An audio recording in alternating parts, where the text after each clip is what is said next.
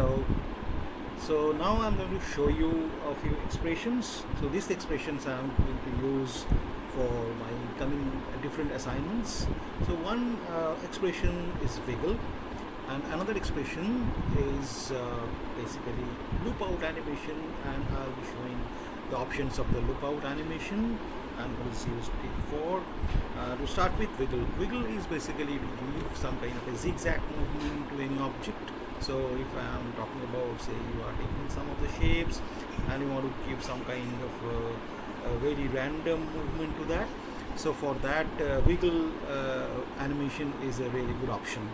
So let's start with a very basic thing. If we can take something like this, and we can just take a new shape, and right now we are taking a circle. So now suppose we are taking a circle, make sure the anchor point is in the center. If it is not in the center, please mark it as in the center. So now when we are taking it in the center, now still see this is not in the center, go to the alignment and I make exactly in the center of the frame. Now what I'm going to do is that here you get in the transform option, there are a lot of things, and I am not interested to work with so many options as of now. So what I'm going to do is, because when it's jittering, when it's changing its positions exactly, so basically we will be working with the position. So just press P and go into the position option. Now you can see there is a stopwatch option. You can just press Alt in the Windows and just press this. You will get the expression area here. So this expression here by default it comes with the transform and position, so we don't need this. Now we need wiggle, so just press wiggle. So just press WIG or WIGG, whatever up to, and you will get this. Come to the second option, wiggle, just double click on that, you will get this. Now we have to put two values here. One value is in 1 second how many kind of a movement will happen, and what is the maximum number of the quantity of the movement it will happen. Suppose I am giving number of 2 movements it will happen, and the maximum of this can be say 50.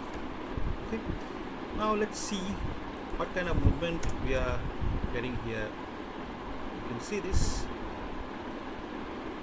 we are getting this kind of movement here. Now suppose for example you want to make any kind of animation like butterfly, so if you can make a 3D butterfly, and if you give this kind of wiggle animation for that, it will move just like that, and you can have a path animation, so it can go from one side to another side wiggling like this, so it will make it more realistic. Okay, so this is wiggle animation which you have seen. It's pretty simple. If I make the value this as 5 and this one as 100, you can see the wiggle more, see the jittering more. And if you make this kind of animation, always make sure that there is an option here to make it blurred, so you can blur this. So just see this, makes it more smooth. So this is a wiggle animation which you can see.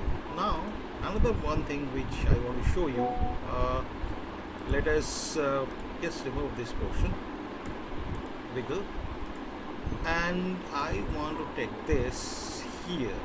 Okay,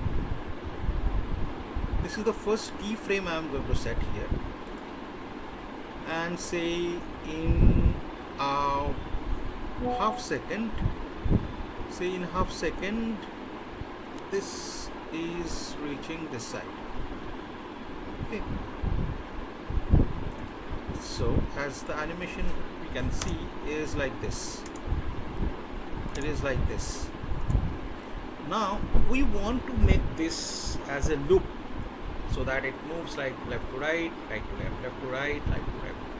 So what we can do is, first of all, we can just right click, we can go to keyframe assistant and give it easy ease. Now in the first frame we can come here, and in this stopwatch just press Alt and click, you will get the expression area. So in this expression area you can just write loop loop out and press this. So in this loop out area, what you are going to do is now you are just going to give a ping pong. So you are going to give a ping pong here. So if you give ping pong, what you are going to see now, see, I have to remove this keyframe, sorry. So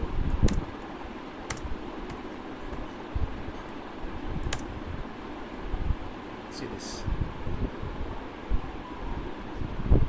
So I'm not repeating anything.